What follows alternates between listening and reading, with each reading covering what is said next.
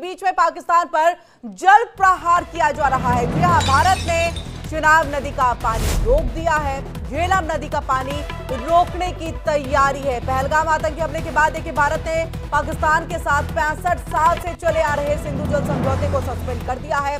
इसे कूटनीतिक तौर पर पाकिस्तान को सबक सिखाने के लिए भारत की ओर से उठाया गया सबसे बड़ा कदम माना जा रहा है। और अब भारत ने चिनाब नदी पर बगलेहार बांध से पाकिस्तान को जाने वाले पानी का प्रवाह रोक दिया है और झेलम नदी पर किशनगंगा बांध पर भी इसी तरह का कदम उठाने की एक पूरी प्लानिंग जो है वो चल रही है। और चलिए सीधे रुक कर लेते हैं अपने संवाददाताओं का।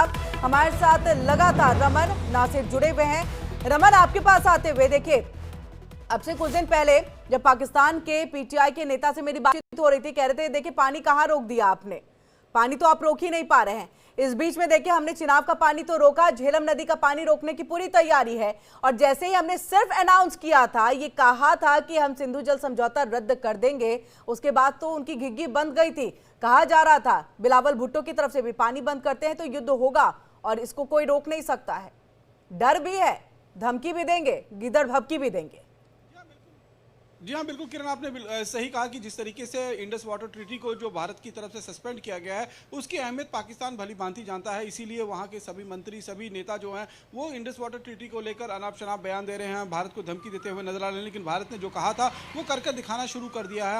आपने देखा होगा कि जब भारत की तरफ से 23 तारीख को CCS की बैठक बुलाई गई थी, उसके बाद ही ये बड़ा फैसला लिया गया कि इंडस वाटर ट्रीटी को जो है भारत की तरफ से सस्पेंड किया जा रहा है। उसके बाद अगले दिन जो है वो गृह मंत्री और वाटर रिसोर्सेज मंत्री CR पाटिल के बीच में बैठक हुई थी। उस समय भी CR पाटिल ने साफ तौर पर कहा था कि देखिए एक बूंद भी पानी जो है वो पाकिस्तान को नहीं दिया जाएगा। अब ये सवाल खड़े हो रहे थे कि आखिरकार अगर भारत के पास कोई वैकल्पिक मार्ग नहीं है इस पानी को डाइवर्ट करने का और कितनी क्षमता जो है उस तक रोक सकेगा। तो ये आप समझिए कि इस जो बायलैटरल एक संधि भारत और पाकिस्तान के बीच में हुई थी वर्ल्ड बैंक की मध्यस्थता के बीच में, उसमें यह भी था साथ में कि हम पानी कितना छोड़ेंगे, कितना रोकेंगे, कब हम पानी के गेट खोल रहे हैं, इसकी जानकारी हम अग्रिम तौर पर पाकिस्तान को देते थे। लेकिन अब वो बंदिश हमारे पास नहीं है। हम 10 दिनों तक पानी रोक के रखेंगे और जब हमारे डैम ओवरफ्लो हो जाएंगे तो हम पानी को एक साथ छोड़ देंगे। तो इससे दोहरी मार जो है वो पाकिस्तान को झेलनी पड़ेगी। एक तरफ जब हम पानी को रोक कर रखेंगे, इस समय अगर आप अखनूर में जो चनाब दरिया बहती है, रामबन से होते हुए ये अखनूर में पहुंचती है,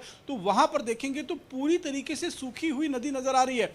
आज मतलब मैं कह रहा हूं कि 25 साल से मैं इस जर्नलिज्म के फील्ड में हूं, आज तक कभी नहीं देखा है कि पानी का स्तर जो है इतने नीचे लेवल पर जो है वो पहुंचा हो चिनाब दरिया का। लेकिन आज जो है उसके किनारे पूरी तरीके से सूख चुके हैं, वो एक नाले के रूप में जो है वो बन चुके हैं। इससे आप अंदाजा लगा सकते हैं कि पानी किस तरीके से रोक दिया गया है। इस अगर चिनाब दरिया पर देखें तो 3 बड़े हाइडल प्रोजेक्ट जो है वो बने हुए हैं। एक जो है वो बगलियार प्रोजेक्ट है जहां पर गेट बंद कर दिए गए हैं। साथ ही साथ में सलाल डैम जो है वो रियासी में बना हुआ है, उसके भी गेट बंद कर दिए गए हैं।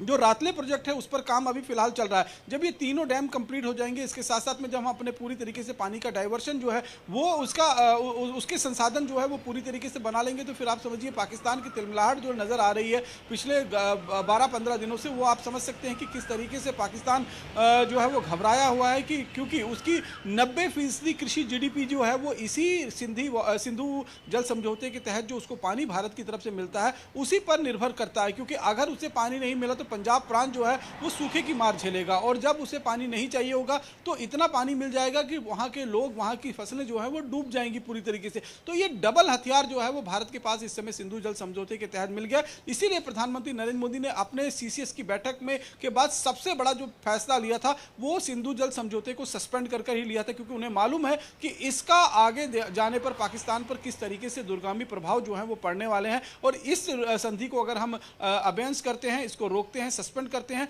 तो तिलमिलाहट जो है वो पाकिस्तान की जो है वो साफ नजर आएगी। बिल्कुल रमन, और वो तिलमिलाहट जो है वो देखने को मिल रही है जिस तरह से बिलावल भुट्टो की तरफ से, अन्य नेताओं की तरफ से बयानबाजी का दौर भी जारी है। नासिर, आपसे भी इस पर हम चाहेंगे कि एक छोटा सा रिएक्शन। देखिए वाटर स्ट्राइक अब हम कर दे रहे हैं, अब भारत का एक्शन होता है, रिएक्शन पाकिस्तान में देखने को मिलता है। वो रिएक्शन बाढ़ में तो कभी सूखे में तब्दील। देखिए किरण, ये पहली स्ट्राइक नहीं है, एयर स्ट्राइक भी की गई।